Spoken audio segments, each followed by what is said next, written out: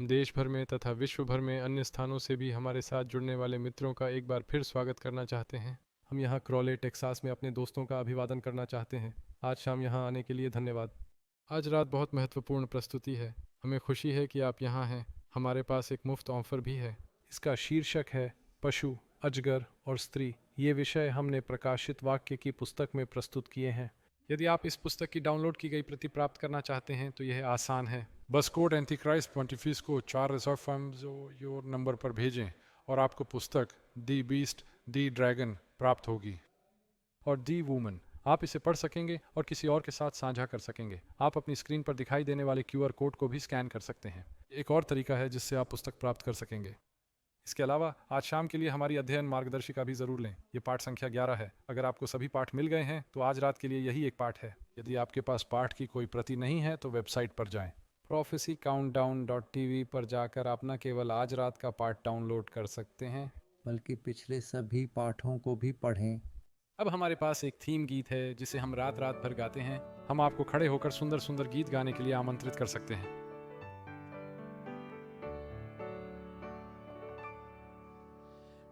Beautiful, beautiful, Jesus is beautiful, and Jesus makes beautiful things of my life, carefully touching me, causing my eyes to see.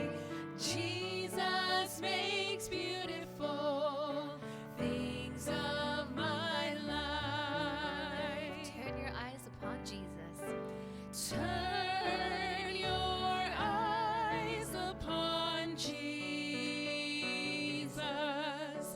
Look full in his wonderful face, and the things of earth will grow strangely dim in the light of his glory and grace.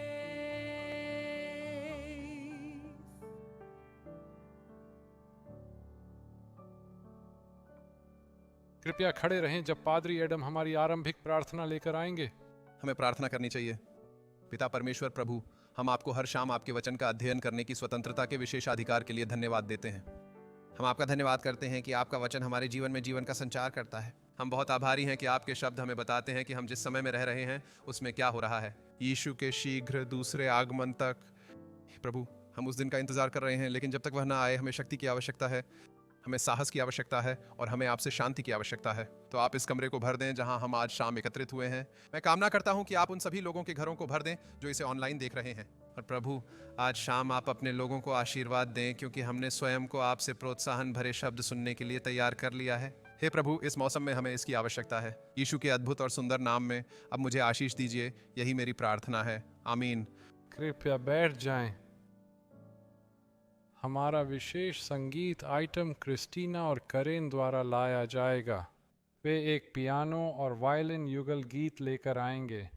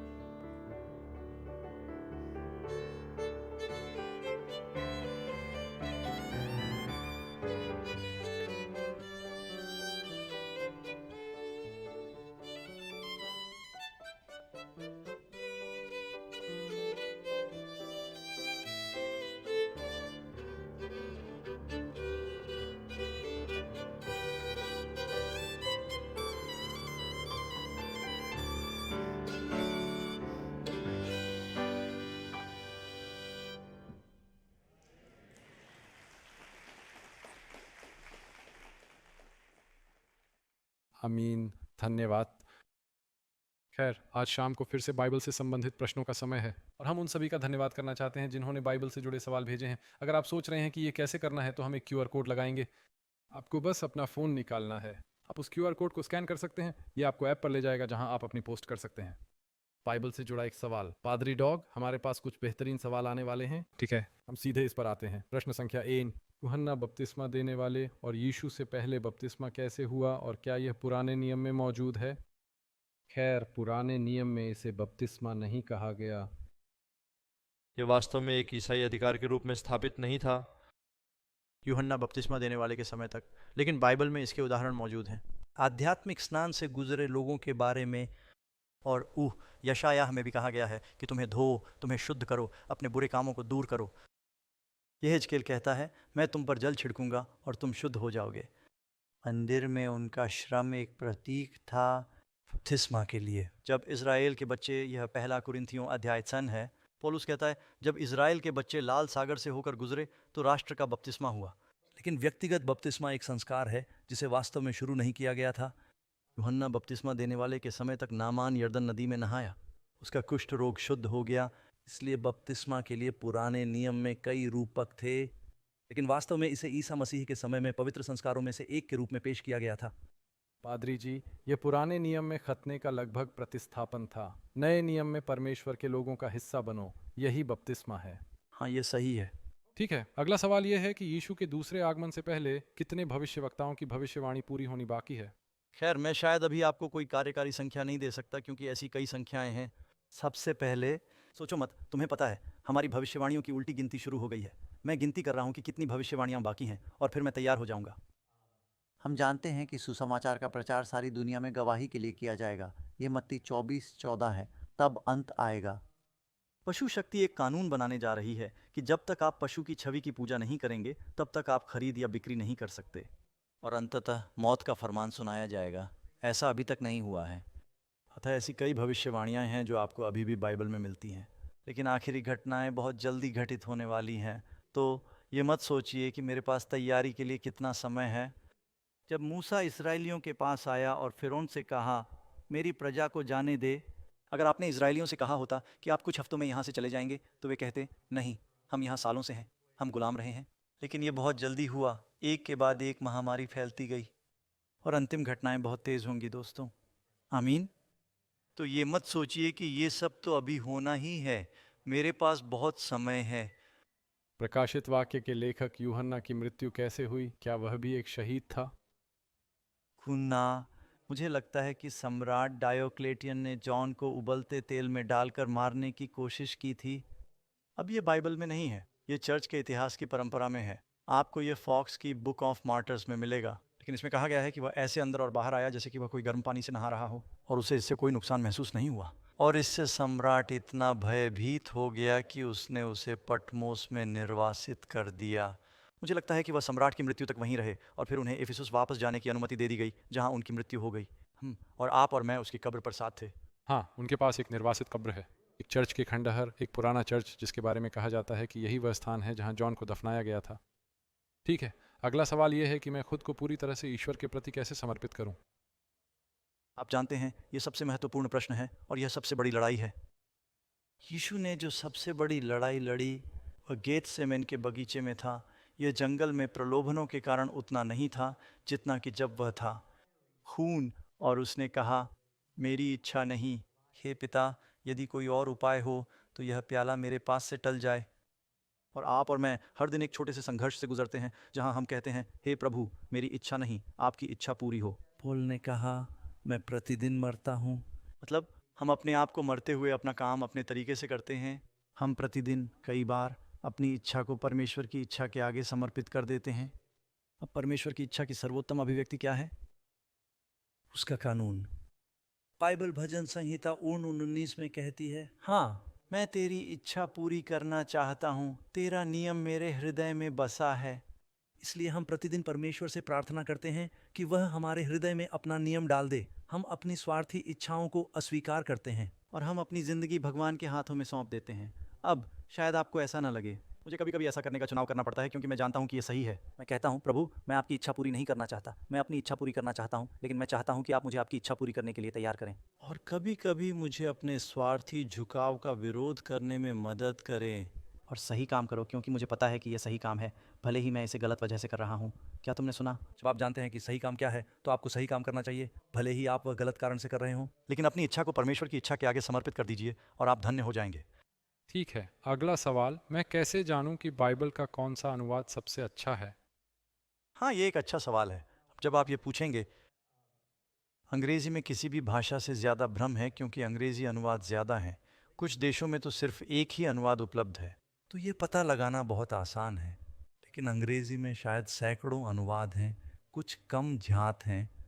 अधिक लोकप्रिय पाठ्यक्रमों में से एक king James का पाठ्यक्रम एक classic पाठ्यक्रम है। किंग जेम्स संस्करण ने दुनिया की भाषा को और अधिक प्रभावित किया किसी भी अन्य पांडुलिपि की तुलना में।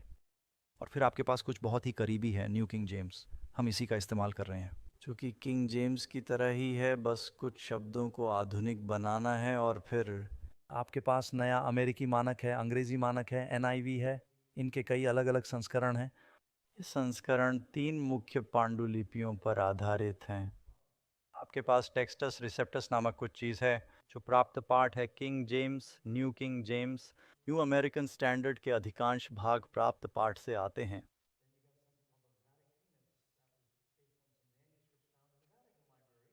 और संभवतः इसमें कुछ अच्छी बातें भी हैं लेकिन कुछ संदिग्ध अंतर भी हैं। जैसा कि आप जानते हैं, यूहन्ना अध्याय 8 में स्त्री व्यभिचार करते हुए पकड़ी गई है। वह पूरी कहानी उस पांडुलिपि में नहीं है। और फिर आपके पास मार्क की पुस्तक के अंत में है जहां लिखा है, ये चिन्ह उनके साथ होंगे जो विश्वास करेंगे। उस पांडुलिपि में नहीं। फिर आपके पास सिनाइटिक्स है जो माउंट सिनाई के सेंट कैथरीन मठ में एक कूड़े के ढेर में पाया गया था। और इसलिए हमारा मानना है कि संभवतः ये सबसे सुरक्षित अनुवाद है। आप मुझसे एक व्यक्तिपरक प्रश्न पूछ रहे हैं। मुझे लगता है कि ये अनुवाद टेक्सास रिसेप्टस से आए हैं। King James, new American standard, मेरा मानना है कि ये सबसे अच्छे हैं। लेकिन फिर से आप मुझसे पूछ रहे हैं कि मेरा क्या मानना है। ठीक है, एक और सवाल है, क्या बपतिस्मा गति से होना चाहिए? पिता, पुत्र और पवित्र आत्मा के नाम पर या यीशु मसीह के नाम पर? और क्या इससे वास्तव में कोई फर्क पड़ता है? खूना, मुझे नहीं लगता कि यह उतना महत्वपूर्ण है जितना कुछ लोग सोचते हैं। मेरे मित्र जो अपोस्टोलिक पेंटिकोस्टल चर्च में हैं, वे सोचते हैं कि यह महत्वपूर्ण है कि आप यीशु के नाम पर बपतिस्मा लें। उनका मानना है कि यदि आपने पिता, पुत्र और पवित्र आत्मा के नाम पर बपतिस्मा लिया है तो आपको पुनः बपतिस्मा लेना होगा। बेशक मत्ती अध्याय 28 में यीशु ने यही बात साफ साफ कही है। इसलिए तुम जाकर सब जातियों के लोगों को चेताओ और उन्हें पिता और पुत्र और पवित्र आत्मा के नाम से बपतिस्मा दो। लेकिन ये सच है प्रेरितों के काम की पुस्तक। इसमें कहा गया है कि उन्हें प्रभु के नाम पर बपतिस्मा दिया जाए, यीशु या ईसा मसीह के नाम पर बपतिस्मा दिया जाए। इसमें कई तरीके बताए गए हैं। मैं सभी ज़रूरी बातों का ध्यान रखता हूँ। जब मैं किसी को बपतिस्मा देता हूँ तो मैं पिता के नाम पर, उसके पुत्र के नाम पर, यीशु मसीह के नाम पर और पवित्र आत्मा के नाम पर कहता हूँ। लेकिन आप जानते हैं, पादरी रॉस और मैं पादरी हैं। हम शादियाँ करवाते हैं। शादी से पहले हम एक जोड़े से मिलते हैं। हम कहते हैं, अब हम प्रतिज्ञाओं पर विचार करते हैं। और हम कहते हैं, आप जानते हैं आप इसे कितना औपचारिक बनाना चाहते हैं। और कभी कभी वे कहते हैं, मैं चाहता हूँ कि मेरा नाम हो। अब जानते हैं कि विलियम फ्रैंक रैंडोल्फ तृतीय एलिजाबेथ से विवाह कर रहे हैं। और कुछ लोग बस कहते हैं, मुझे बिल चाहिए, और बेथ तुम्हें भी। और कुछ तो बहुत अनौपचारिक होते हैं, कुछ अधिक औपचारिक हैं। क्या आपको एहसास है कि उस शादी के अंत में, जब तक गवाह यह समझते हैं कि वे किसके प्रति प्रतिबद्ध हो रहे हैं और वे अनुबंध को समझते हैं, तब तक वे विवाहित हैं? ये विचार कि यदि आप किसी व्यक्ति के बपतिस्मा का गलत उच्चारण करते हैं या यदि आप इसे ठीक से नहीं कहते हैं तो ईश्वर कहेंगे क्षमा करें, यह बात मायने नहीं रखती। मेरा मतलब है कुछ बच्चे अपने पिता को डैड कहते हैं, कुछ पापा, कुछ डैडी। मतलब आप जानते हैं भगवान को ऐसा नहीं लगता। अजीब कहानी। मेरे मित्र पादरी, वह एक ऐसे युवक को बपतिस्मा देने जा रहा था जो अपनी मुख्य भाषा स्पेनिश बोलता था और वह उसे खुश करना चाहता था। उसने कहा मैं स्पेनिश में स्वर बोलूंगा और इसलिए उसने कहा मैं तुम्हें एक नाम से बपतिस्मा दूंगा, वे एल पादरे में, सिवाय इसके कि उसने पादरे नहीं कहा, उसने पापा कहा। वह उलझ गया और इसलिए उसने जो किया वह यह था कि उसने उसे परमेश्वर के नाम पर बपतिस्मा दिया। बेटा और पवित्र आत्मा या पापा आलू भी हो सकते हैं तो यह और भी बुरा होगा। अब कुछ लोग जो द्विभाषी थे हंस पड़े, लेकिन क्या उसका बपतिस्मा सही था? बिल्कुल सही। ठीक है, अगला सवाल ये है कि हमें बाइबल की किताबें कैसे मिलेंगी? खैर, जब आप बाइबल की पुस्तकों के बारे में बात करते हैं तो निश्चित रूप से आपके पास नया नियम और पुराना नियम है। मैंने इसे यहाँ बहुत अच्छी तरह से विभाजित कर दिया है। पुराने नियम की पुस्तकें वास्तव में इस प्रकार संकलित की गई थीं। ईसा के समय से पहले पवित्र धर्म ग्रंथ का एक विशेष सिद्धांत, इसलिए बहुत कम लोगों को इससे कोई समस्या है या वे इसके बारे में आश्चर्य करते हैं। एक कारण जो हम जानते हैं वह यह है कि वे हमेशा एक दूसरे को उद्धृत करते हैं और संदर्भ देते हैं। और सभी विद्वान और रब्बी, सेप्टुअजिंट के लेखक, वे सभी समझते थे कि धर्मशास्त्र का हिब्रू कैनन क्या था। जब आप नए नियम की पुस्तकों तक पहुंचते हैं, उनके पास कुछ अपोक्रिफल पुस्तकें थीं जो प्रकाशित होने लगीं और कुछ लोग अलग अलग पत्र लिख रहे थे। हमारे लिए यह जानने का सबसे अच्छा तरीका है और यह इस प्रकार निर्धारित किया गया है, पुस्तकों ने एक दूसरे को पुष्ट किया और उद्धृत किया। और मुझे लगता है आपने एक बार मुझसे भी ये बात साझा की होगी। उन्होंने लगभग 3 नियम इस्तेमाल किए थे। उन्हें इस पुस्तक की ज़रूरत थी जो अन्य पुस्तकों की शिक्षाओं के अनुरूप हो।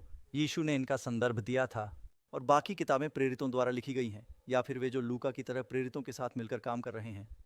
क्या यह सही है? हाँ। प्रेरित पौलुस को छोड़कर जिन्हें यीशु का प्रत्यक्षदर्शी होना चाहिए, हालांकि वह अपने धर्म परिवर्तन के समय यीशु से मिला था, और लूका को भी। और लूका, हाँ, लेकिन वे प्रेरितों के साथ बहुत नजदीकी से जुड़े हुए थे। हाँ, इसलिए वे तोप के संयोजन में बहुत सावधान थे। और लोग कहते हैं, ओह, उन्होंने तो 300 साल बाद इस परिषद तक वोट ही नहीं दिया था। ओह, उन्होंने तो तब तक वोट ही नहीं दिया था। लेकिन नए नियम की कलीसिया प्रेरित यूहन्ना की मृत्यु के समय तक, लगभग 100 ई में, उस समय वे सभी जानते थे कि नया नियम किन पुस्तकों से बना है। ठीक है, जब यीशु ने कहा मरे हुओं को दफनाने दो, तो उसका क्या मतलब था? खैर, जब मैंने पहली बार यह पढ़ा तो मेरे मन में जॉम्बी लोगों के अंतिम संस्कार करने का ख्याल आया। मैंने सोचा इसका क्या मतलब है। खैर, ऐसा किसी ने कहा था जब उसने कहा था, हे प्रभु, मैं आपके पीछे आना चाहता हूँ, लेकिन पहले मुझे अपने पिता को दफनाना होगा। अब इसका मतलब यह नहीं कि वह अपने पिता के अंतिम संस्कार का इंतजार करना चाहता था। उसके पिता बूढ़े थे और वह अपने पिता के मरने का इंतजार करने वाला था। और फिर परिवार के पालन पोषण का ध्यान रखना। और यीशु ने कहा, मरे हुओं को दफनाने दो। अर्थात जो लोग मेरा अनुसरण नहीं कर रहे हैं, जो मुझे नहीं जानते, वे काम करें। इसलिए तुम पहले परमेश्वर के राज्य और उसकी धार्मिकता की खोज करो, यही वह उससे कह रहा था। तो आप में से कितने लोग सब बात पर अपने फ़ोन का उपयोग करते हैं? चलो सच बताओ, आप में से कितने लोग पादरी के सवाल पूछने पर कभी हाथ नहीं उठाते? क्या सब्त के दिन किसी फ़ोन कंपनी में काम करना सब्त के दिन पालन करने वाले के लिए अच्छा है? शायद नहीं। मुझे खुशी है कि कोई वहाँ काम कर रहा है, लेकिन हम मरे हुओं को ही दफनाने देंगे। तुम जानते हो कि मैं क्या कह रहा हूँ, और इसलिए जान लीजिए, ऐसी चीज़ें हैं जिनके होने पर हमें खुशी है, लेकिन आपको जो आप जानते हैं उसका पालन करना चाहिए और पहले परमेश्वर के राज्य की खोज करनी चाहिए। ठीक है, एक दिलचस्प सवाल है, क्या इस जन्म में अपने शरीर पर टैटू बनवाना ठीक है, क्योंकि हमें तो वैसे भी एक नया शरीर ही मिलने वाला है? अच्छी कोशिश। अब मैं शायद आधे दर्शकों को नाराज़ करने की तैयारी कर रहा हूँ, क्योंकि ऐसा लगता है कि आज हर कोई टैटू बनवा रहा है, जो वास्तव में मुझे आश्चर्यचकित करता है, क्योंकि मेरे पास एक जंगली था। मैंने अपनी जवानी में जो भी गलत किया वो सब किया, लेकिन मुझे कभी टैटू बनवाने का मन नहीं हुआ। मैं बहुत से लोगों को जानता था, जैसे लड़कियां हों, जो अपने बॉयफ्रेंड पर टैटू बनवाएंगी नाम, और फिर उनका ब्रेकअप हो जाएगा और उन्हें वहाँ कुछ और टैटू बनवाना होगा। और या फिर मैं उन बूढ़े लोगों को देखता था जिनके शरीर पर टैटू थे जब वे मरीन में थे, और पुराना हो जाता है और वो किसी पुराने नक्शे जैसा दिखने लगता है। कुछ समय बाद तो पता ही नहीं चलता कि वो क्या है। और मैंने सोचा, ऐसा क्यों किया? सबसे पहले, ये कोई अक्षम्य पाप नहीं है, लेकिन अगर आप बाइबल में लिखी बातों को समझें तो यह पाप है।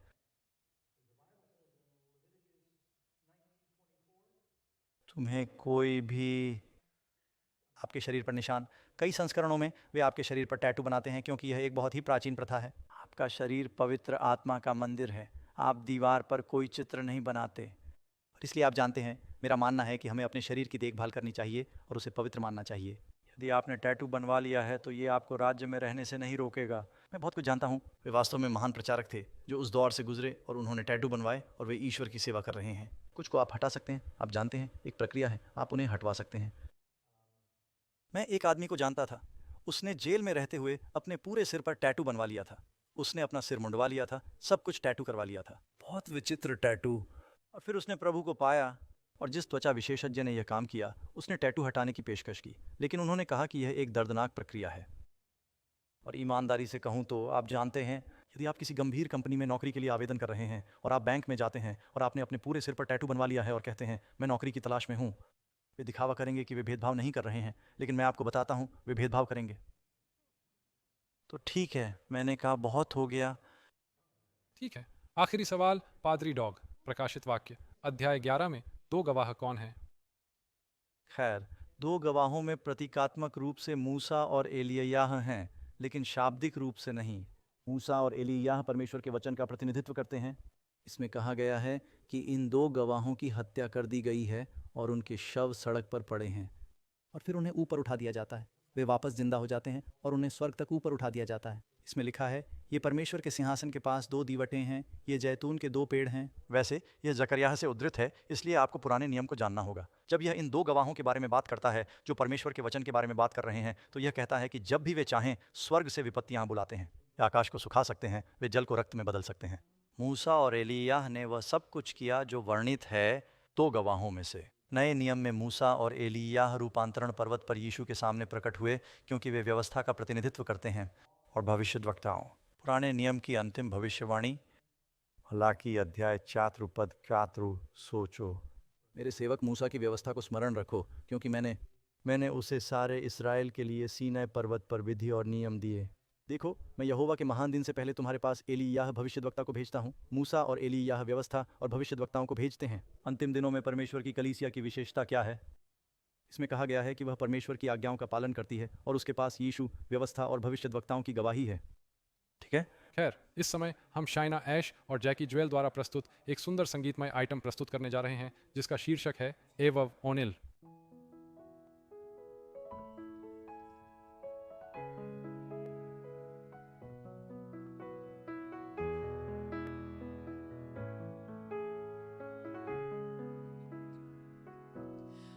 Above all powers, above all kings, above all nature and all created things, above all wisdom and all the ways of man, you were here before the world began. Above all kingdoms, above all thrones, above all wonders the world has ever known, above all wealth and treasures of the earth, there's no way to measure what's your worth. Crucified, laid behind a stone, you lived to die, rejected and alone, like a rose trampled on the ground. You took the fall and thought of me above all,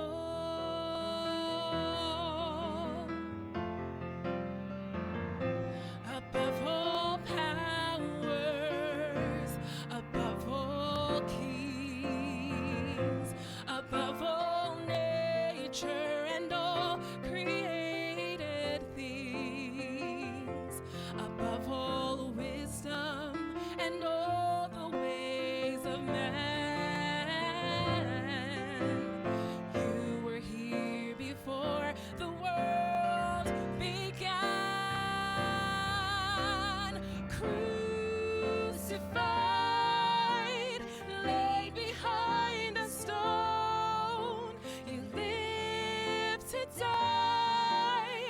rejected and alone like a rose, trampled on the ground. You took the fall and thought of me above all, crucified, laid behind a stone. You lived to die, rejected and alone like a rose, trampled on the ground.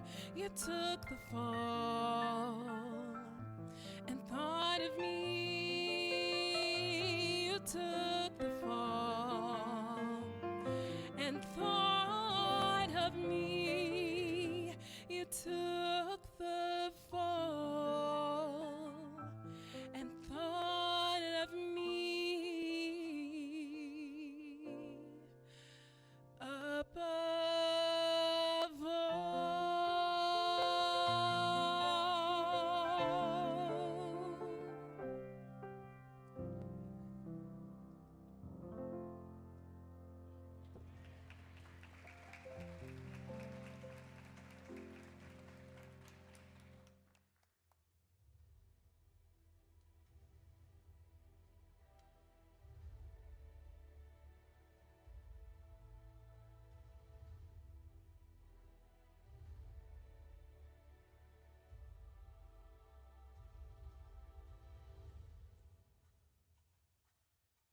दोस्तों एक बार फिर से आपका स्वागत है हमारी भविष्यवाणी उलटी गिनती श्रृंखला में, जिसमें हम बात करेंगे कि आगे क्या होने वाला है। बाइबल की भविष्यवाणी से हम प्रकाशित वाक्य की पुस्तक से गुजर रहे हैं। हम अपने सभी लाइव आगंतुकों का फिर से स्वागत करना चाहते हैं क्रॉले चर्च में। ये फोर्ट वर्थ का एक उपनगर है और हम आपकी निष्ठावान उपस्थिति के लिए बहुत आभारी हैं। और फिर से हम जानते हैं कि हज़ारों लोग देख रहे हैं ऑनलाइन के साथ साथ 3ABN और AFTV गुड न्यूज़ नेटवर्क पर भी।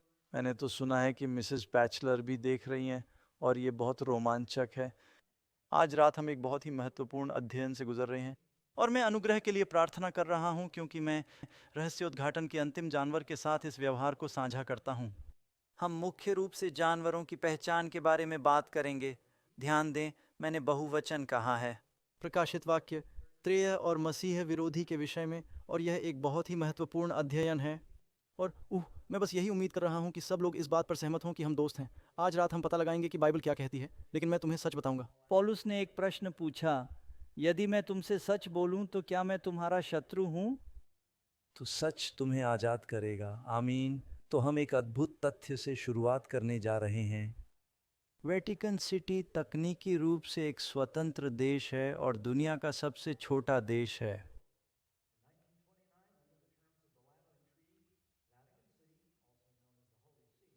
के भीतर 109 एकड़ भूमि के साथ एक स्वतंत्र राज्य के रूप में स्थापित किया गया था।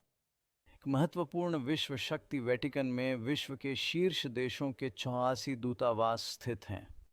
इस छोटे से देश में 800 से भी कम लोग रहते हैं, जिसका शासन पोप के हाथों में है।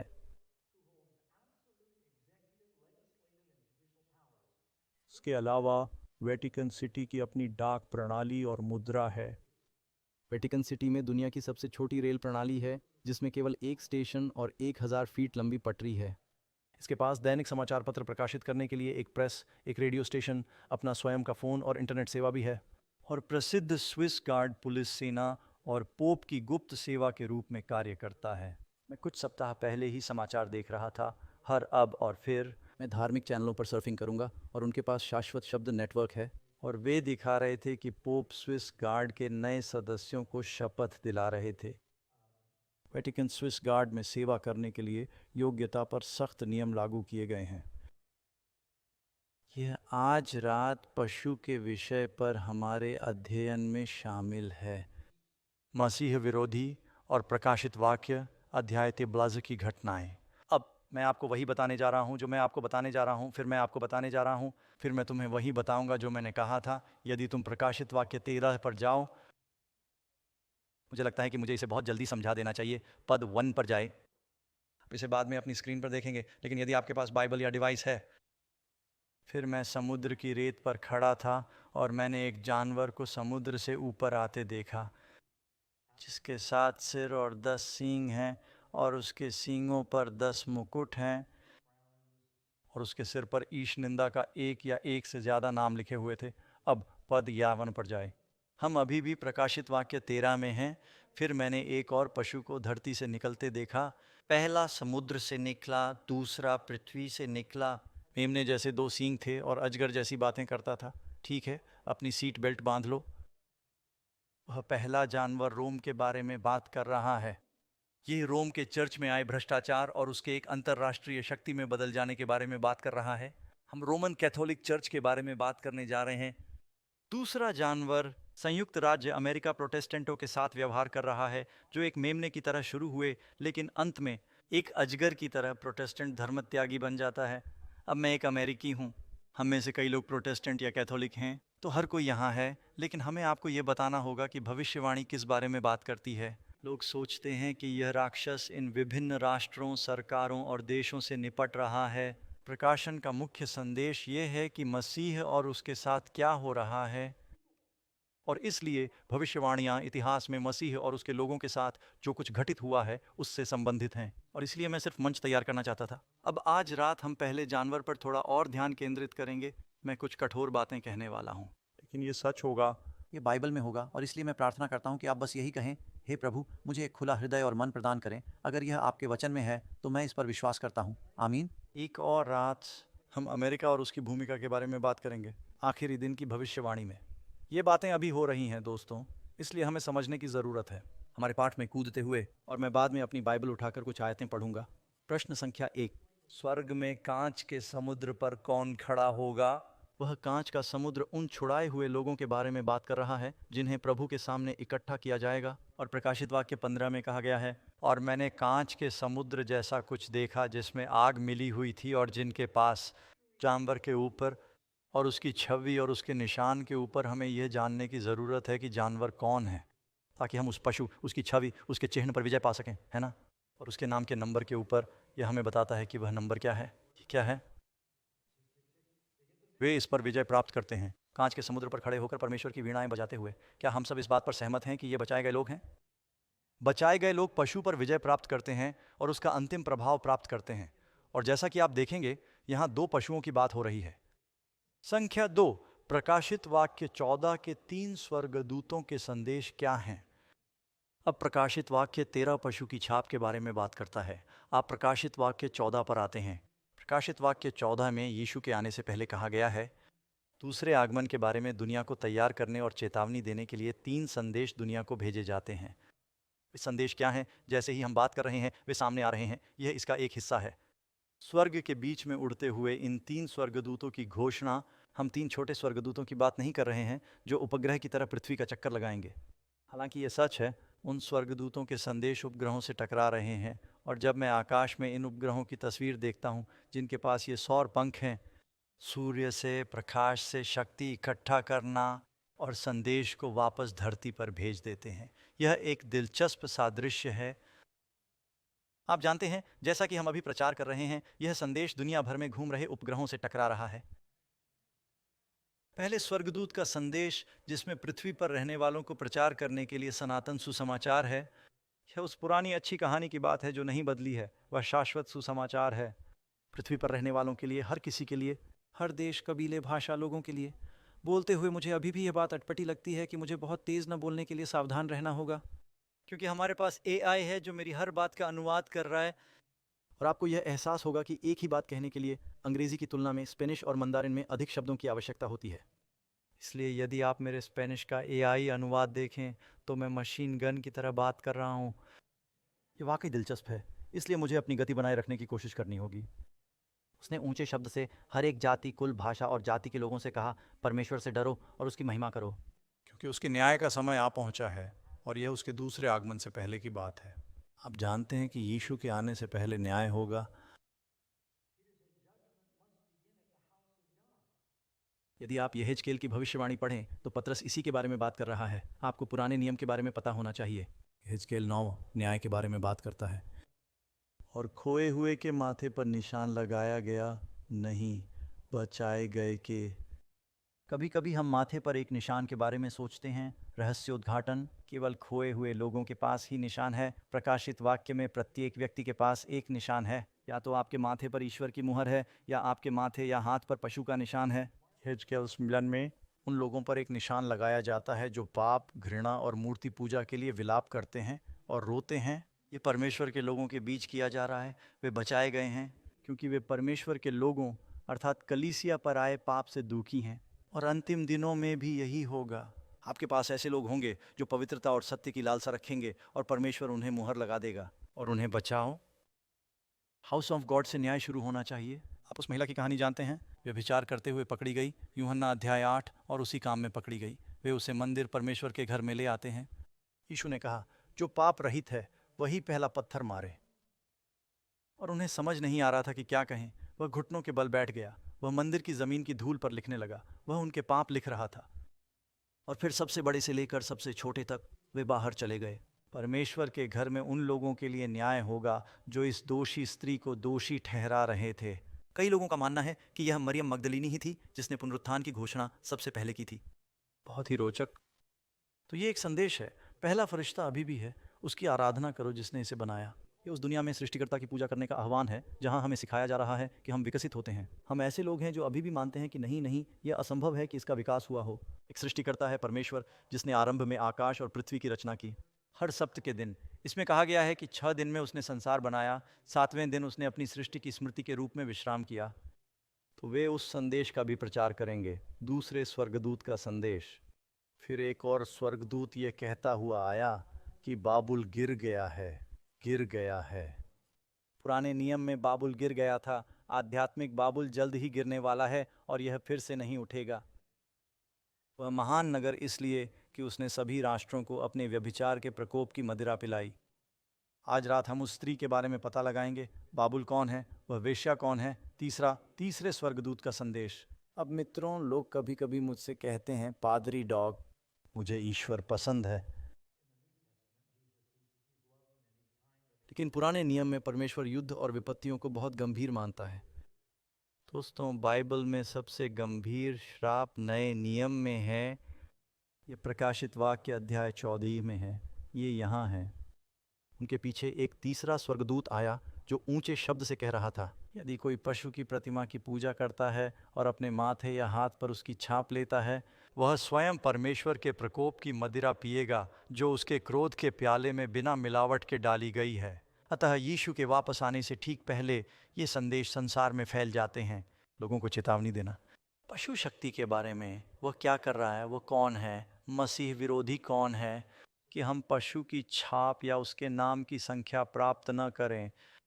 इसलिए हमने सोचा कि फिर से सड़क पर जाकर देखना अच्छा होगा कि लोग क्या कर रहे हैं। मसीह विरोधी के बारे में सोचो। अब जब आप इन जवाबों को देखेंगे तो आपको स्क्रीन के नीचे अलग अलग सवाल लिखे हुए दिखाई देंगे। जरा उस सवाल पर गौर करो जिसका वो जवाब दे रहे हैं। ठीक है, हम उस आदमी को सड़क पर पटक देंगे। एंटी क्राइस्ट शब्द का अर्थ है वह एक व्यक्ति जो कहो कि वह यीशु जैसा है और वापस आ जाओ और दुनिया पर राज करने की कोशिश करेगा और आपको यह सोचने पर मजबूर कर देगा कि वह भगवान है। जो कोई भी मसीह विरोधी हो वह कोई ना कोई अवश्य होगा जो काफ़ी, आप जानते हैं इसे क्या कहते हैं, प्रभावशाली। कोई ऐसा व्यक्ति जिसके साथ आप अपना दिल और आत्मा लगाना चाहते हैं, लेकिन वह कोई ऐसा व्यक्ति है जो आपको धोखा देगा। मेरे लिए एंटी क्राइस्ट शब्द का अर्थ है कोई ऐसा व्यक्ति जो चित्रित करेगा परमेश्वर की योग्यताएं। शाब्दिक अर्थ में जब मैं एंटी क्राइस्ट शब्द सुनता हूँ तो मैं कहता हूँ, ओ शैतान, शैतान। लेकिन यह कुछ भी हो सकता है जो कि ऐसा हो, कैसा हो, मसीह और उस पूरे धर्म और व्यवस्था के विश्वासों के विरुद्ध है। मसीह के विश्वास के विरुद्ध। मानसिक रूप से स्वस्थ लोगों को स्कूलों में गोलीबारी जैसी बुरी हरकतें करते हुए देखते हैं। बलात्कार, हत्या, चोरी। मुझे नहीं पता कि एंटी क्राइस्ट कौन है, तो अगर वे आसपास हैं तो मुझे नहीं पता वे सक्रिय हैं या नहीं। मैं सोचता हूँ कि ऐसे लोग और व्यक्ति हैं जो इसमें संलग्न हैं। मसीहा विरोधी व्यवहार बहुत संभव है। मसीह विरोधी द्वितीय ने कभी इस पर विचार नहीं किया। मेरे दादाजी का मानना है कि यह एलन मस्क है। तो शायद ये वही है। मेरा सबसे अच्छा अनुमान सम्राट नीरो होगा। बाइबल में मुझे नहीं मालूम। और मुझे ये थोड़ा सा आलोचनात्मक लगेगा। किसी का नाम लेना या कोई व्यक्ति किसी का नाम लेना चुनता है क्योंकि यह बहुत निंदनीय है। मैं सोचता हूँ जैसे वे ऐसे व्यक्ति हैं जो बस लालच या शैतान का अनुसरण करते हैं। मैं यही मानता हूँ। और शैतानी लोग। ठीक है, एक बार फिर हम निश्चिंत हो सकते हैं कि इस बारे में बहुत सारी राय हैं। मसीह विरोधी क्या है? क्या मसीह विरोधी जीवित है? क्या आज दुनिया में मसीह विरोधी मौजूद है? खैर, सबसे पहले बाइबल। आपको क्या लगता है प्रकाशित वाक्य में कितनी बार मसीह विरोधी शब्द का प्रयोग किया गया है? कोई नहीं। मसीह विरोधी ये वाक्यांश यूहन्ना के पत्रों में पाया जाता है। लेकिन जानवर के बारे में शिक्षा, दानियेल, यहेजकेल की भविष्यवाणियों में शक्ति पाई जाती है। मैं सोचता हूँ कि जकरियाह और निश्चित रूप से प्रकाशित वाक्य। इसलिए प्रभु चाहते हैं कि हम इन बातों को जानें और आप नहीं जानते। किसी का न्याय करना तब कठिन होता है जब आप बाइबल का अध्ययन करते हैं और परमेश्वर कहता है कि वह हमें एक ऐसी शक्ति के बारे में चेतावनी दे रहा है जो हमें नुकसान पहुंचाने वाली है। अंतिम दिनों में सभी प्रकार की समस्याएं होंगी।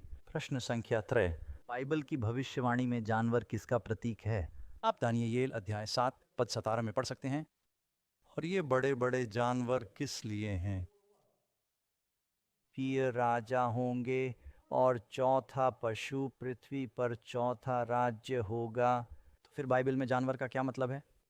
आप दानियेल 8:20 में पढ़ सकते हैं। और बकरा यूनान का राज्य है, तो बकरा एक जानवर हुआ। ऐसी भविष्यवाणियां हैं जिनमें विभिन्न जानवरों ने विभिन्न राजाओं, राज्यों, राष्ट्रों का प्रतिनिधित्व किया है। अब यदि मैं कहूं कि बाज गंजा बाज, तो आप किस देश के बारे में सोचेंगे? संयुक्त राज्य अमेरिका। अगर मैं भालू कहूं तो रूस। श्रेया? Great Britain. ड्रैगन। चीन। हाँ, ये एक ऐसी चीज़ है जो हमेशा से रही है। लोग अलग अलग जानवरों से अपनी पहचान बनाते हैं। जानते हो, जब अमेरिका अपने देश का प्रतिनिधित्व करने के लिए किसी जानवर की तलाश कर रहा था तो बेंजामिन फ्रैंकलिन ने टर्की की सिफारिश की। ये सच है। मेरा मतलब है वह एक प्रतिभाशाली व्यक्ति हैं, लेकिन मुझे सचमुच खुशी है कि उन्हें खारिज कर दिया गया। उसमें एक, मैं कल्पना नहीं कर सकता कि हमारे सैनिक लड़ाई में आगे बढ़ते हुए इसे युद्ध घोष के रूप में प्रयोग करेंगे। तो ये जानवर वे विभिन्न राष्ट्रों का प्रतिनिधित्व करते हैं। इसलिए जब हम यहाँ जानवर की पहचान करते हैं तो हम राक्षस की बात नहीं कर रहे होते। हम एक राजनीतिक या धार्मिक राजनीतिक शक्ति की बात कर रहे हैं। क्या यह स्पष्ट है? बाइबल यही बता रही है। ठीक है। नंबर 4, बाइबल पशु की पहचान कैसे करती है? मेरे साथ प्रकाशित वाक्य अध्याय 13 पद 1 को देखिए। फिर मैं समुद्र की रेत पर खड़ा था और मैंने एक जानवर को समुद्र से ऊपर उठते देखा, जिसके 7 सिर और 10 सींग हैं, और उसके सींगों पर 10 मुकुट हैं, और उसके सिर पर एक निंदात्मक नाम लिखा है। अब जो पशु मैंने देखा वह चीते जैसा था, और उसके पैर भालू के पैरों जैसे थे, और उसका मुंह सिंह के मुंह के समान था। और अजगर ने उसे अपनी शक्ति, सिंहासन और महान अधिकार दिया। अजगर अपना आसन, अपना सिंहासन देता है इस जानवर की शक्ति के आगे। ये एक मिश्रित जानवर है। अब यह पशु जिसे हम अध्याय 13 में देख रहे हैं, यदि आप प्रकाशित वाक्य को समझना चाहते हैं, आपको क्या जानना है? आपको पुराना नियम जानना होगा। दानियेल अध्याय 7। यदि आप मेरे साथ अभी अपनी बाइबल में दानियेल अध्याय 7 खोलें, देखेंगे कि इसमें इन 4 जानवरों के बारे में बात की गई है। इसमें कहा गया है कि बेबीलोन के राजा बेलशस्सर के प्रथम वर्ष में जब दानियेल अपने बिस्तर पर लेटा था तो उसने एक स्वप्न देखा और उसे कुछ दर्शन हुए। उन्होंने अपना सपना लिखकर मुख्य तथ्य बताए। मैंने देखा और श्लोक 4 पर गया। पहला जानवर शेर जैसा था, चील के पंख थे। और फिर आप श्लोक 5 पर जाते हैं। भालू जैसा एक और जानवर, उसके मुंह में 3 पसलियाँ। श्लोक से एक और तेंदुए की तरह है।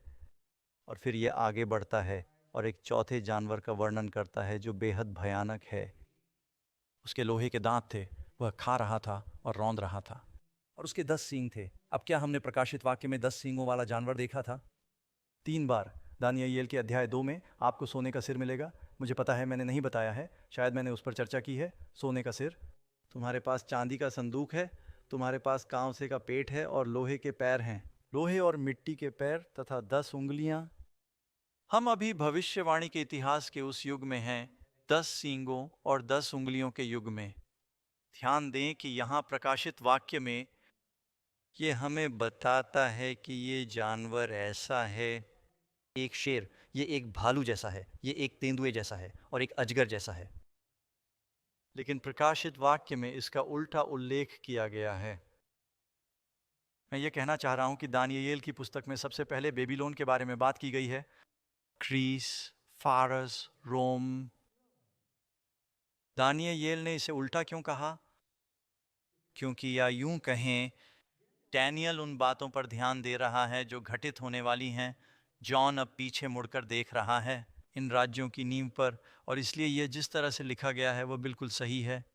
तो अध्याय 13 में यदि आप पूरा अध्याय पढ़ें, हमें कई पहचान चिन्ह दिए गए हैं जिनसे हम बिना गलती के जान सकते हैं कि वह राक्षस शक्ति कौन है। ये हैं 10 बातें। समुद्र से ऊपर उठता है, अजगर से अपनी शक्ति, वंश और अधिकार प्राप्त करता है। ये पद 2 है। विश्वव्यापी शक्ति बन जाता है। ये ईशनिंदा का दोषी है। ये 42 भविष्य सूचक महीनों तक शासन करता है। उसे एक जानलेवा जख्म लगता है जो भर जाता है। हमने इस बारे में कुछ लिखा है। ये एक धार्मिक शक्ति है जो पूजा प्राप्त करती है। ये परमेश्वर के संतों को सताती है। इसमें रहस्यमय संख्या 666 है और इसका नेतृत्व एक सर्वोच्च पुरुष करता है। इसमें कहा गया है कि यह संख्या एक पुरुष की संख्या है। अब आप जानते हैं, इनमें से किसी एक चीज़ से आप संभवतः कई चीज़ों की ओर इशारा कर सकते हैं।